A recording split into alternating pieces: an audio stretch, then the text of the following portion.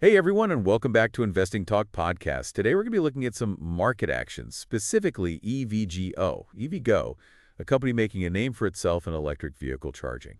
To help us break this all down, we've got our market expert here who's got a real knack for spotting trends and explaining the why behind the market moves. Happy to be here. All right, so let's set the scene here. We've been seeing a lot of volatility lately, right? Tech stocks seem to be on their own bull run. But there's this underlying tension around inflation, interest rates, and what the new administration's trade policies might mean for the market. Yeah, and that broader uncertainty really becomes super important for a company like Evgo. They're still relatively small, and the clean energy sector, as you know, is heavily influenced by policy changes. Yeah, so it's not just about how many charges they can build, it's about this whole environment they're operating in. Speaking of which, let's talk about Evgo's stock performance. It's been a roller coaster, to say the least. They went public back in 2021 at $15.05 a share, and now it's sitting around $3. It is a pretty dramatic drop, but it's not the whole story. Right, because their recent Q3 earnings report for 2024 showed a huge revenue jump, like 92.4% year over year. That seems like they're doing something right amidst all this turmoil. Exactly. What's interesting is that this revenue growth is driven by a few key factors. Firstly, they've been aggressively expanding their charging network, especially focusing on those high-demand, fast-charging stations. This positions them well to capture customers who want to charge quickly and get back on the road, which is becoming increasingly important as EVs become more mainstream. So they're strategically positioning themselves for the future of EV charging, not just catering to the current market. That's smart. And secondly, they've been successful in securing partnerships with major players in the automotive and retail industries. For example, their collaboration with General Motors to install fast chargers at dealerships gives them access to a captive audience of potential EV buyers. So they're not just going it alone. They're leveraging the reach and resources of established companies. All right, so they're growing, they're strategic, but the stock price isn't reflecting that. What's the missing piece here? Well, there's the whole Department of Energy loan situation. They secured a $1.25 billion loan back in December to expand their network even further. At first glance, you'd think that's fantastic news, right? It was initially seen as a major win. Not only did it provide Evgo with a massive influx of capital to fuel their growth, but it was also a sign of government support for the company and the EV charging industry as a whole. But then right after the loan announcement, we saw a major investor, LS Power, cash out through a secondary offering. And that sent the stock plummeting like 27% in a single day. What happened there? This is where the market psychology we talked about earlier comes into play. Even though Evgo itself didn't directly receive the money from the secondary offering, it created a sense of uncertainty among investors. Essentially, LS Power's exit signaled a lack of confidence in Evgo's future prospects, at least in the short term. So even though the DOE loan was a positive development, this sell-off overshadowed it. It makes you wonder if the market overreacted. It's certainly possible. The sell-off also created a situation where Evgo's stock might be considered oversold. What that means is based on technical indicators and chart patterns. The stock price has dropped more than what might be justified by the company's actual performance and future potential. So some investors might see this as a buying opportunity, thinking the stock will rebound back to a higher price. That's the thinking behind a technical rebound. It's based on the idea that the market has overcorrected, and the stock price will eventually adjust to reflect the company's true value. And to add another layer of complexity, we have these unconfirmed reports about the CEO exercising stock options. It all adds to this sense of what's really going on with Evgo. It's definitely a complex situation with a lot of moving parts. And of course, we can't forget the wild card of the new administration and their potential policy shifts regarding clean energy. This is something investors are definitely watching closely. Absolutely. We've seen analysts express both optimism and concern. Some believe that Evgo's focus on domestic manufacturing and infrastructure could align perfectly with the new administration's goals, potentially leading to further government support and incentives. Others worry that a shift in priorities away from clean energy could create headwinds for the company. So it's a wait-and-see situation, and investors need to weigh both sides of the argument. It's like Evgo is at a crossroads, with the potential for both great success and significant challenges. It's definitely a company to keep an eye on. What's fascinating here is how Evgo's story, it really highlights the importance of looking beyond just the numbers. When you're evaluating a potential investment, they have impressive revenue growth, a clear path to profitability.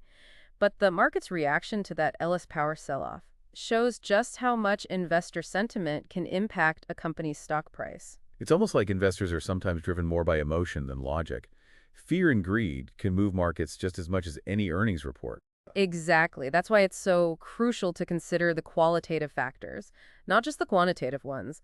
Things like the management team, the competitive landscape, the overall economic and political climate, these all play a role. It's about understanding the whole picture, not just a snapshot.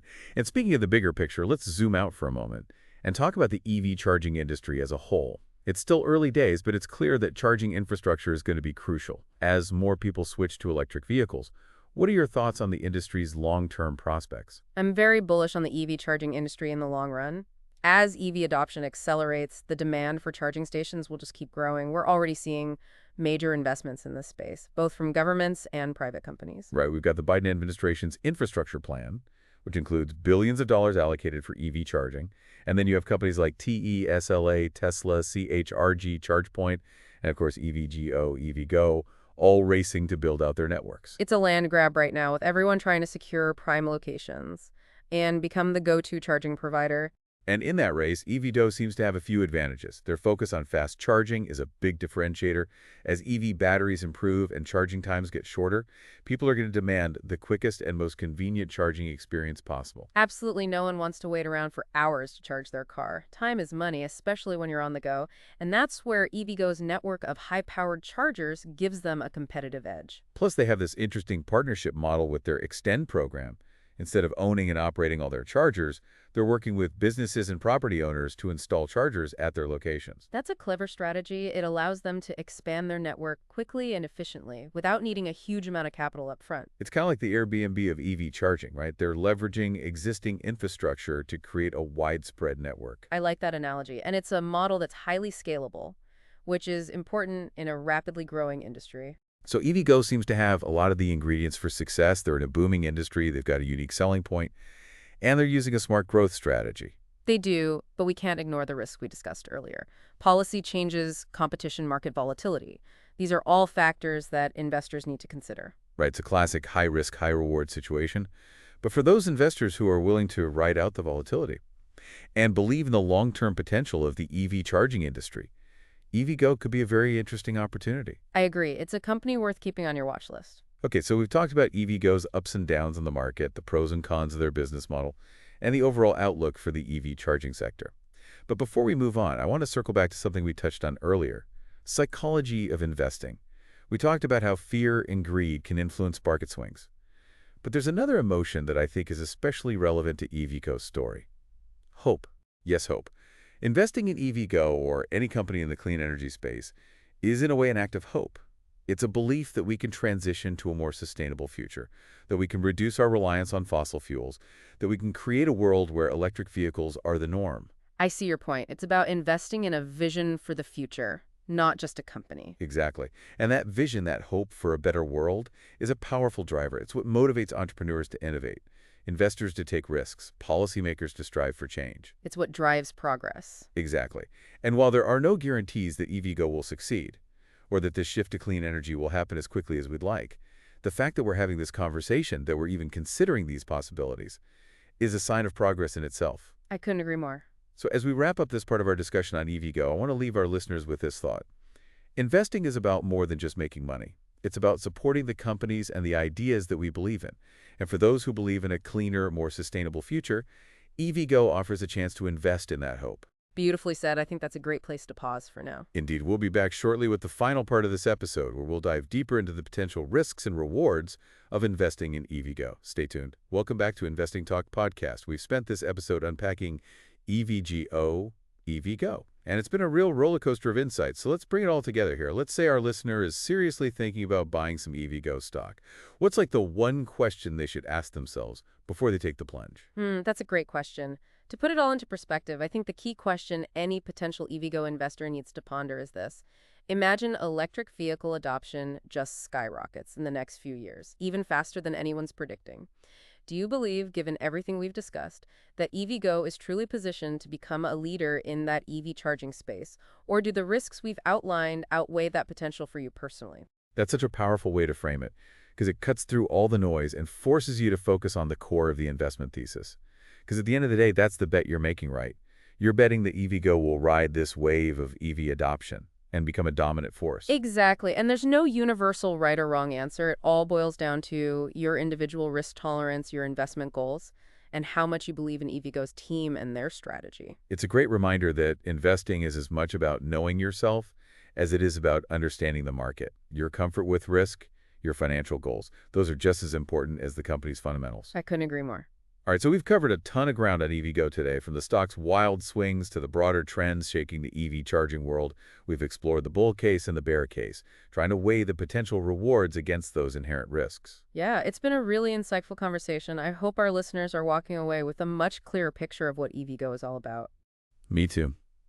And as always, we want to hear from you, our listeners. What is your take on Evgo? Bullish, bearish, or somewhere in between? Head over to the comments and share your thoughts. We love hearing from you. And if you enjoyed this episode of Investing Talk Podcast, don't forget to subscribe, share it with your friends, and leave us a rating. It really helps us reach more people. Until next time, happy investing, everyone.